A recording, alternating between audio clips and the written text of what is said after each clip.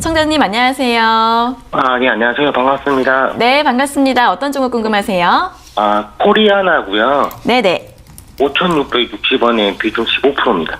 네, 5,660원에 비중 15%요. 네. 네, 어떤 점이 궁금하세요? 중국에 왕이가 온다고 해가지고. 네네.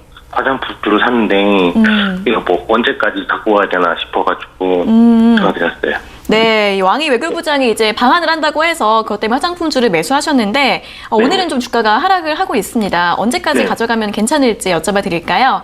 네네. 네, 알겠습니다. 네, 전문가님 코리아나를 5,660원에 매수하셨고 비중 15%이신데 이제 화장품주 중국 소비주로 해서 매수를 하셨는데 매도를 언제쯤 하면 좋을까요? 네, 코리아나 화장품 관련주로 매수를 하신 거잖아요, 시청자분? 네. 네, 혹시 이 기업 말고도 다른 기업들이 많이 있거든요. 네. 근데 혹시 왜 코리아나를 선택하신 거예요? 제가 한국 콜마랑 네. 코리아나 두 개를 샀었는데, 네, 콜마를 좀 올라와서 팔고 코리아나가 좀 약간 떨어져가지고 좀 기다려보는 중이었거든요. 네. 그래서 그 매도 시점을 조금 놓친 것 같아가지고 전화드렸어요. 한국 콜마는 올라와서 팔았고 코리아나는 안 네. 올라와서 조금 덜 올라와가지고 덜 올라와서. 기다렸는데, 네, 추가 매수까지 네. 하신 거예요 혹시? 네? 추가 매수는 안 하셨죠? 네, 처음에서 하지 않았어요. 그러셨어요. 지금 이제 종목들마다 사실 이번에 그 화장품 관련주들도 조만간 움직임이 나올 거예요. 나올 건데, 중요한 건 뭐냐면, 최근은 이제 올해 같은 경우에도, 지난해도 마찬가지예요. 시진핑 주석이 뭐 방한 소식도 계속 있었잖아요. 그죠? 네. 그런데도 불구하고, 지난해도 안 됐고요. 올해 같은 경우에 상반기 안에 방한을 할 것이다 라고 얘기를 했었는데 또 안 됐죠. 그죠? 네. 그리고 지금도 계속 나오고 있지만 결국은 코로나 사태가 사실 어떤 식의 국면으로 바뀔지는 몰라요. 그렇기 때문에 확실히 와줘야, 뭔가가 결과가 나와줘야 사실 시장에서 그걸 보고 결정을 할 것 같아요.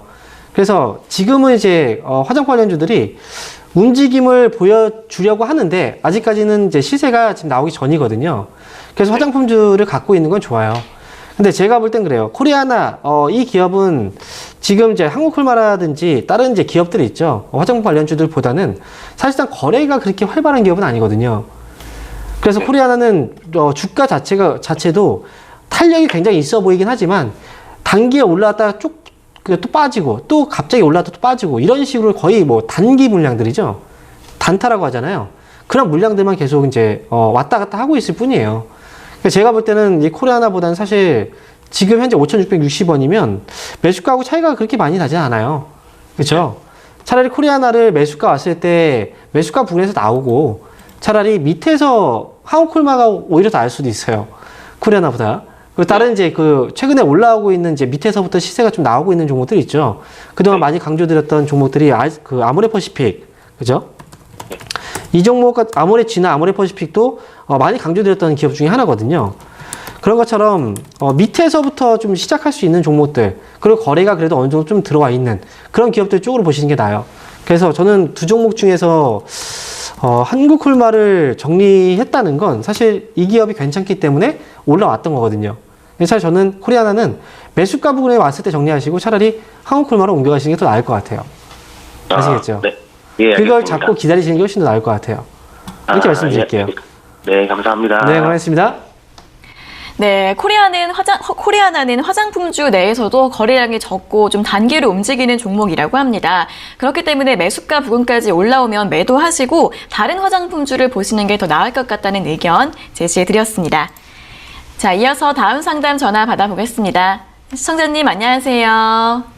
예, 안녕하세요. 네, 반갑습니다. 어떤 종목 궁금하세요? 하나금융지주요. 하나금융지주요? 예. 네, 매수가랑 비중은요? 29,000원에 70%요. 네, 29,000원에 비중 70%요? 예. 네, 현재가가 36,000원대라서 수익이 많이 나셨네요. 예. 네, 어떤 점이 궁금하세요? 이거를 언제까지 들고 가야 될지, 지금 12월 28일 배당일까지 들고 갈 수 있을지가 좀 네, 조금 궁금해서 더, 전화드렸습니다. 네, 어디까지 보유하면 괜찮을지, 배당일까지도 가져가도 괜찮을지 궁금하신 거죠? 예. 네, 알겠습니다. 바로 여쭤봐 드릴게요. 예. 네, 전문가님, 하나금융지주 29,000원에 매수하셨고 비중이 70% 좀 많으신데 수익도 많이 나셨습니다. 배당일까지 가져가도 괜찮을까요? 네, 이렇게 사야 수익이 나는 거예요. 네. 그래서 지난번에도 제가 이제 말씀드렸어요. 이제 금융주들, 특히나 은행주도 이제 봐야 될 때가 왔다. 그 시기가 이제 움직이기 전 시기였거든요. 지금 하나금융지주 같은 경우에도 이제 매수를 혹시 언제쯤 하신 거예요, 이 기업은? 한 2달 정도 2달 되었어요. 근데 네, 이 기업 같은 경우에는 사실 뭐 8월 달에 매수하신 분들도 있고, 사실 6월 달에 매수하신 분들도 있을 거예요. 근데 이런 분들은 시장이 올라가는데 왜 안 올라가? 뭐 이렇게 생각을 하셨을 건데, 결국은 올라가거든요, 이렇게. 지금 하나금융지주 같은 경우에도 지금 올라가고 있는 이유 자체가 사실은 그동안 이제 주가가 하락하고 오르지 못했던 이유는 결국 이제 리스크에 대한 위험 때문이거든요. 금리도 낮은 상황이긴 하지만 또 이제 코로나19 때문에 기업들이 힘들잖아요. 그러니까 대출 쪽에서의 부실 문제도 분명히 또 있을 수 있고 이런 것들 때문에 주가가 못 움직였는데 결국은 하나금융지주는 지금 가격도 쌉니다. 네, 더 올라갈 수 있어요. 그러니까 지금 최근 들어서 이제 이렇게 시세가 나왔다고 해서 그냥 팔 필요는 없습니다. 제가 볼 때는 4만 원 정도까지 일단 목표 주가 바라보시고요. 1차 목표가 4만 원 정도까지 끌고 가시는 게 좋을 것 같아요.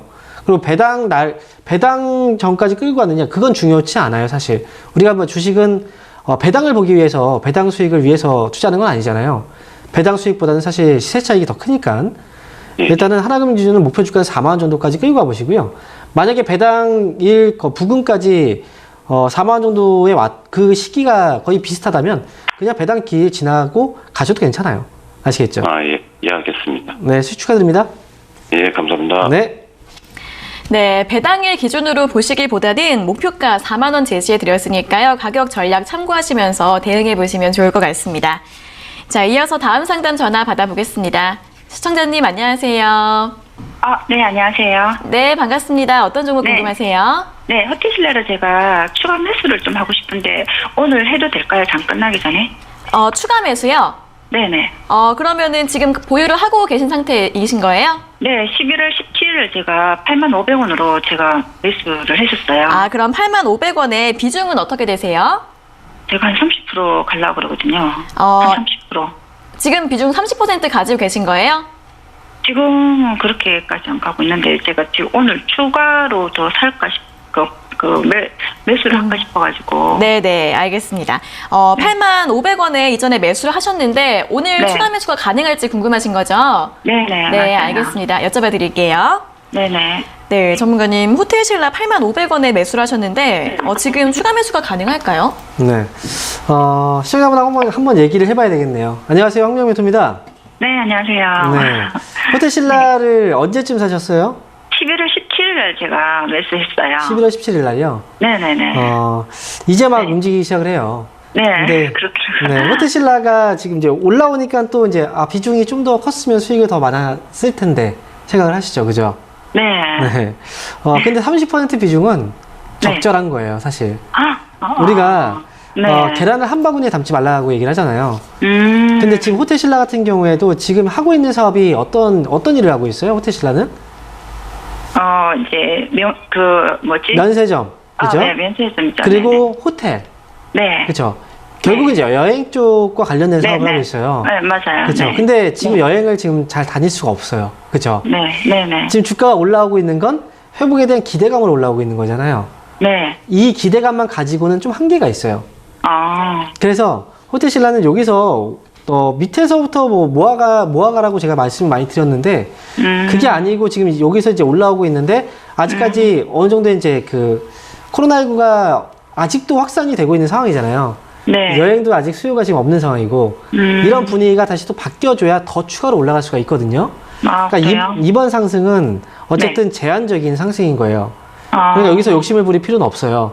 더 그럼 낮은 가격에 다시 한번 살 수 있는 기회가 또 올 수도 있어요.